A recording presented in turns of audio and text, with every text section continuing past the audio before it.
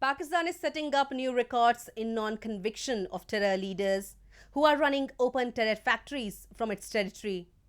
UN-designated terrorists like Masood Azhar and Hafiz Saeed are leading comfortable lives under Islamabad's state patronage, whereas innocent civilians of India and Pakistan continue to live under constant threats of terrorist attacks being planned by the terror groups led by the two UN-proscribed gentlemen. India's capital, New Delhi, has been put on red alert after intelligence reports of Jaish terrorists planning an attack in the city. A new attack on India would once again prove that Pakistan's establishment has failed miserably in putting a curb on the activities of proscribed terrorists in Pakistan. A report. A red alert has been sounded in India's capital New Delhi following a Category A intelligence input about the presence of 3 to 4 hardcore and highly motivated terrorists in the city. A group of Fidain or suicide bombers belongs to Jaish-e-Mohammad terror outfit who may have infiltrated into Delhi through Jammu and Kashmir to execute a terror attack in retaliation to abrogation of Article 370.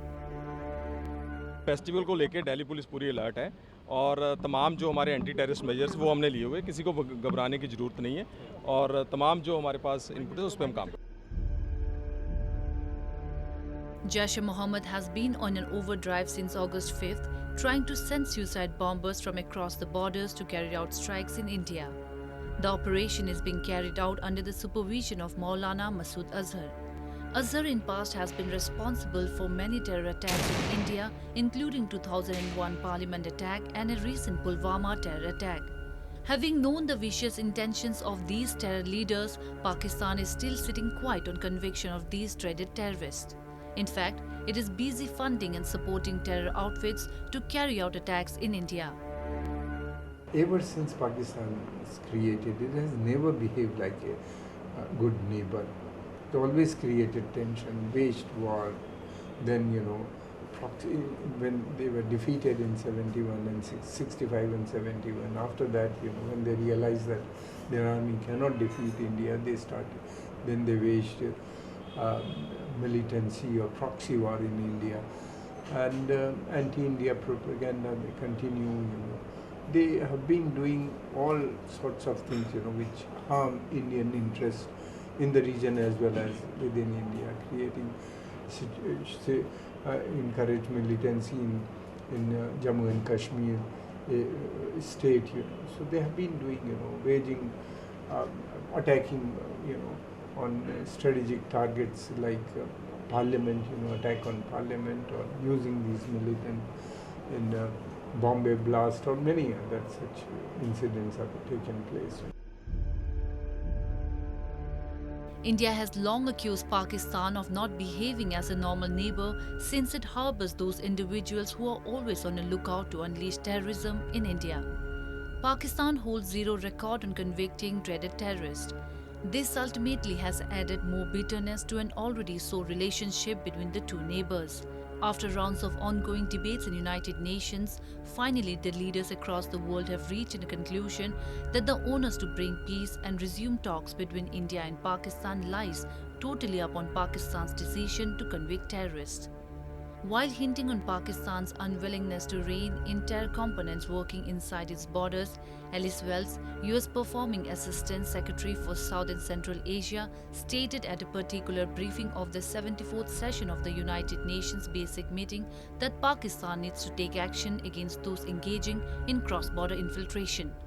But Pakistan, instead of taking actions, is seeking pensions for dreaded terrorists like Hafiz Saeed. Money even for his basic expenses and for his family as well in Pakistan. You see, this is all a farce that is created by Pakistan, appealing to the United Nations to let him use his account. And now when the United Nations has allowed him to use his account for his personal expenses, do you really think that those expenses and his account money will be used only for his personal use? It is impossible. Secondly, United Nations should be serious about dealing with terrorism. on one hand you condemn, on one hand a terrorist is blacklisted, on the other hand you allow him to use his accounts.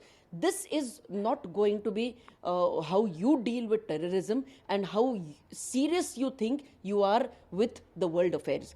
If you really think that terrorism has to be dealt with, then United Nations also should be very, very strong and firm in its decisions and not allow Hafiz Saeed to use his accounts. It is absolutely practically impossible to believe that Hafiz Saeed is not even getting money to eat and to feed his family. He's staying in Pakistan. Pakistan had harbored Osama bin Laden. We all know that fact. And of late, Imran Khan has admitted on television that it was Pakistan Army and Pakistan ISA who used to train the Al-Qaeda. So what else proof does United Nations want to blacklist and to declare that Pakistan is a terror state? Pakistan already features in the grey list of FATF for terror funding and is due to final proceedings of the plenary session of Financial Action Task Force scheduled to be held on 2nd week of October.